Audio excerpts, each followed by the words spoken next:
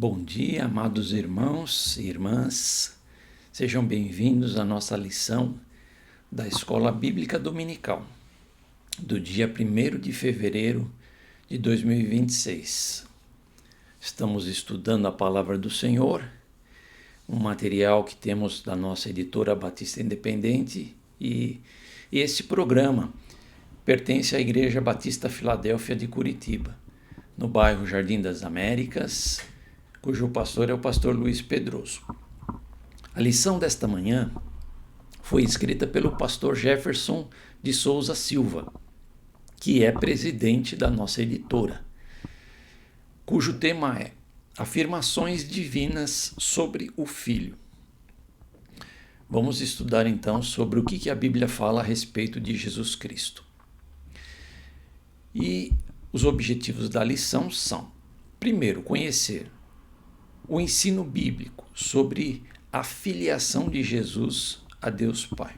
Jesus é o Filho de Deus. Perceber que o próprio Deus confirmou a Jesus como seu Filho unigênito. E o que nós devemos praticar? Devemos proclamar em todas as épocas: Jesus Cristo é o Filho de Deus e único Salvador. Graças a Deus por isso. Nosso texto áureo, muito conhecido, está lá em João capítulo 3, verso 36, que diz assim: Aquele que crê no Filho tem a vida eterna, mas aquele que não crê no Filho não verá a vida, mas a ira de Deus sobre ele permanece. Temos dois textos bíblicos inspirativos. Um no livro do profeta Isaías, capítulo 42, de 1 a 7, que diz assim: Eis aqui o meu servo a quem sustenho, o meu escolhido em quem a minha alma se compraz. Pus sobre ele o meu espírito, e ele promulgará o direito para os gentios. Não clamará, nem gritará, nem fará ouvir a sua voz na praça. Não esmagará a cana quebrada, nem apagará a torcida que fumega. Em verdade, promulgará o direito. Não desanimará, nem se quebrará até que ponha na terra o direito. E as terras do mar aguardarão a sua doutrina. Assim diz Deus o Senhor, que criou os céus e os estendeu, formou a terra e a tudo quanto produz, que dá o fôlego de vida ao povo, e nela está o espírito aos que andam nela. Eu, o Senhor, te chamei em justiça, tornar-te-ei pela mão e te guardarei, e te farei medidor da aliança com o povo e a luz para os gentios, para abrires os olhos aos cegos, para tirares da prisão o cativo e do cárcere os que jazem em trevas. Que texto lindo, né? Uma mensagem profética a respeito do Filho de Deus. Um outro texto é Hebreus 1, de 1 a 4, diz assim: Havendo Deus outrora falado, muitas vezes e de muitas maneiras, aos pais pelos profetas, nesses últimos dias nos falou pelo Filho, a quem constituiu herdeiro de todas as coisas, pelo qual também fez o universo.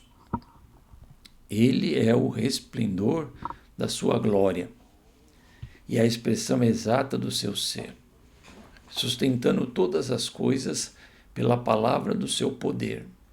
Depois de ter purificado dos pecados, assentou-se à direita da majestade, nas alturas, tendo se tornado tão superior aos anjos quanto herdou mais excelente nome do que eles. Muito bem, vamos à nossa lição, então. Vamos pensar na introdução. No início do 4º século da era cristã, um presbítero da igreja de Alexandria, chamado Ário, começou a ensinar uma doutrina que colocava em dúvida a divindade de Jesus e a sua filiação ao próprio Deus. Ele afirmava que Jesus teria sido criado por Deus em um momento da eternidade, mas que Jesus não existia até então. Nesse sentido, Jesus seria filho de Deus por ter sido criado por Deus, assim como os anjos, a natureza e o ser humano, mas não por ser um com o Pai. Para combater a doutrina de Ário, que foi considerada uma doutrina herética naquela época, o Conselho Geral de Nicéia, no ano de 325, formalizou a seguinte afirmação sobre a pessoa de Jesus. E esta afirmação é muito importante, meus irmãos. Vamos ver. Cremos em um Senhor Jesus Cristo, o Filho de Deus, gerado do Pai, unigênito, isto é, da substância do Pai, Deus de Deus, luz de luz, Deus verdadeiro de Deus verdadeiro, gerado, não feito, de uma substância com o Pai. O Credo de Nicéia reafirmou verdades bíblicas e fundamentais sobre a pessoa de Jesus, demonstrando que ele é o Filho de Deus porque foi gerado da mesma natureza divina.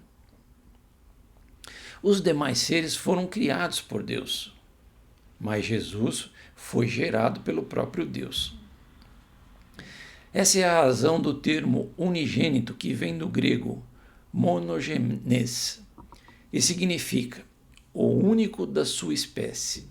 Portanto, Jesus é o Filho unigênito de Deus, porque é um com ele em essência, natureza e substância.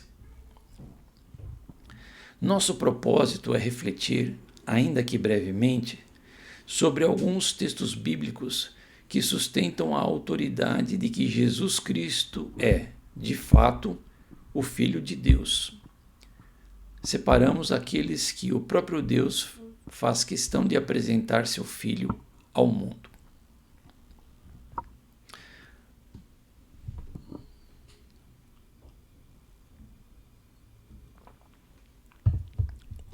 Tópico 1. Salmo 2,7. Tu és o meu filho, eu hoje te gerei. Este é um dos salmos messiânicos que encontramos na Bíblia. Aqui temos uma declaração divina anunciando o Filho e declarando sua concepção no tempo e na história.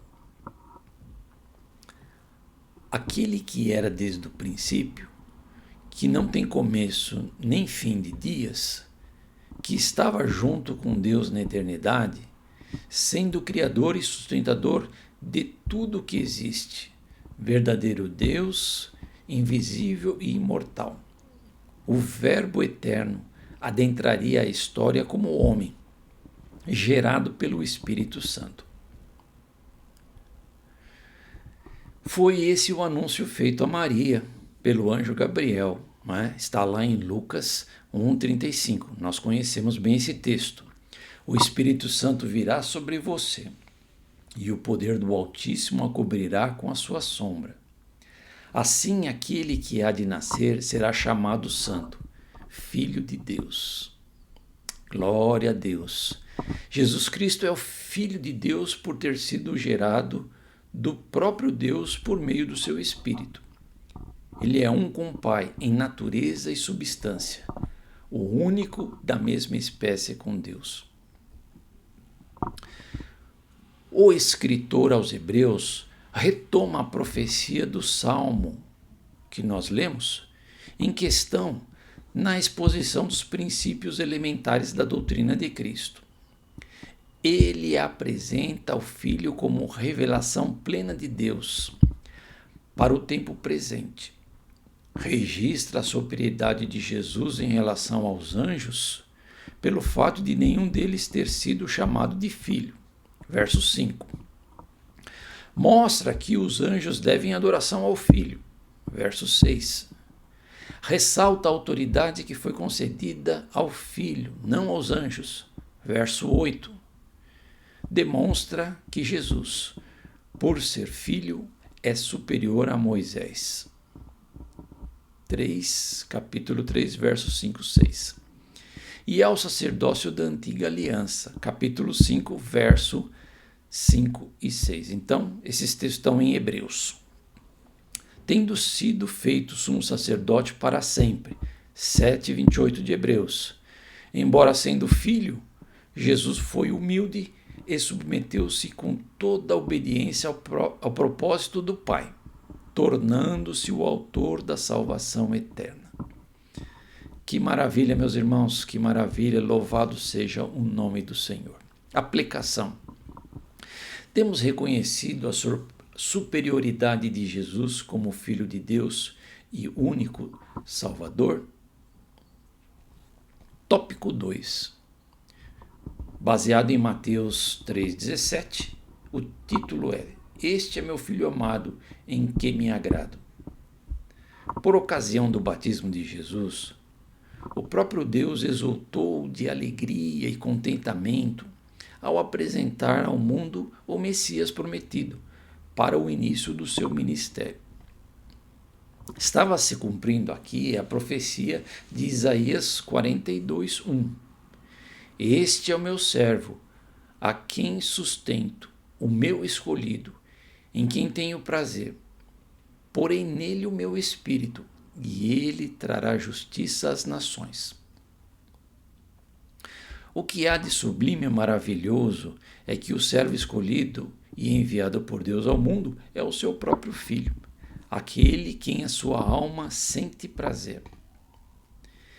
Ele foi escolhido e designado por Deus para realizar o propósito de oferecer justificação e salvação a todas as nações.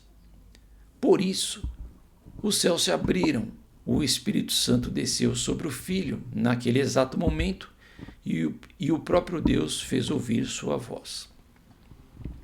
A partir de então, Jesus, cheio do Espírito Santo, andou por toda parte realizando a obra de Deus. Vemos isso em Atos 10:38. Plenamente comprometido em realizar a vontade do Pai. Como ele mesmo declarou: Pois desci do céu, não para fazer a minha vontade, mas para fazer a vontade daquele que me enviou. João 6:38.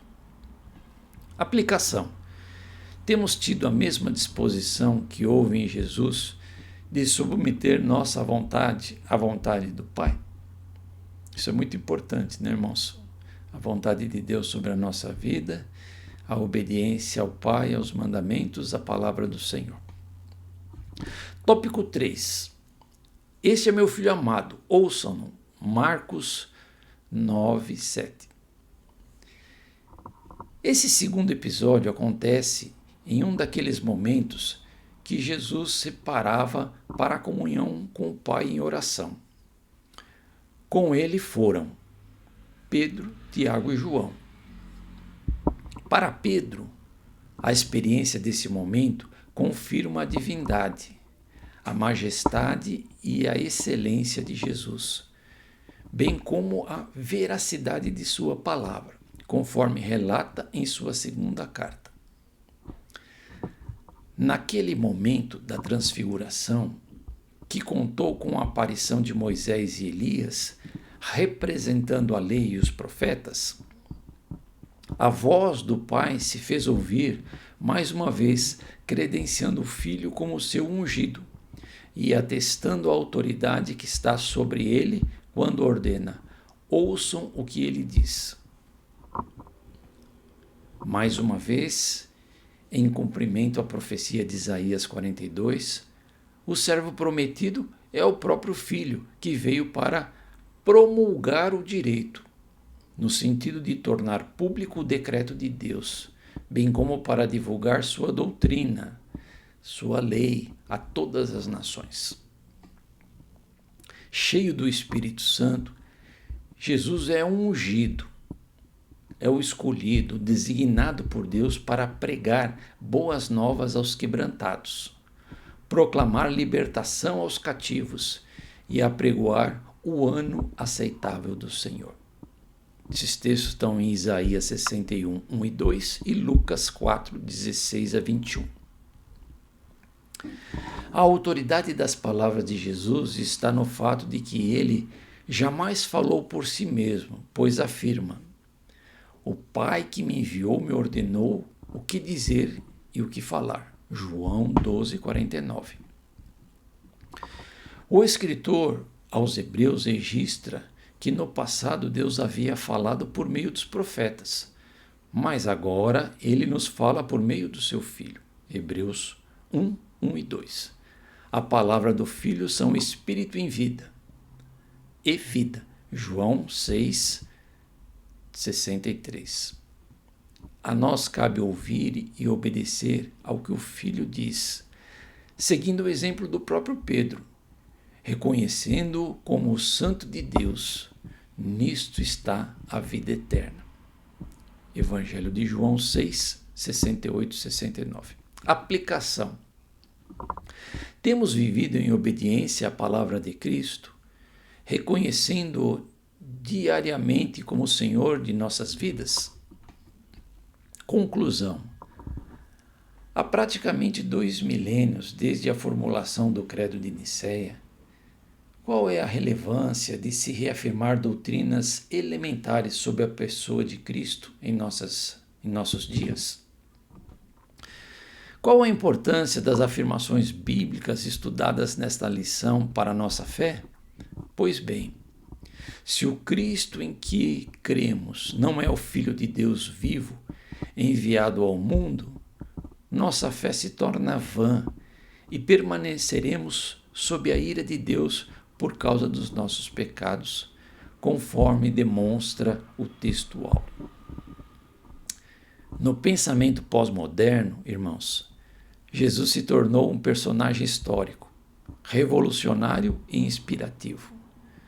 O senso comum diz que todo mundo é filho de Deus, portanto, não há qualquer destaque para a pessoa de Jesus nesse sentido. Porém, quando o Espírito Santo toca o coração, somos habilitados a reconhecer Jesus como o Cristo, o Filho do Deus vivo, tal como na experiência de Pedro, de Mateus 16, 15 a 17. Portanto, amados irmãos, louvemos a Deus Pai que, por meio da sua palavra, nos apresenta o Filho e nos concede a vida eterna, unicamente por meio da fé em Jesus, seu Filho amado.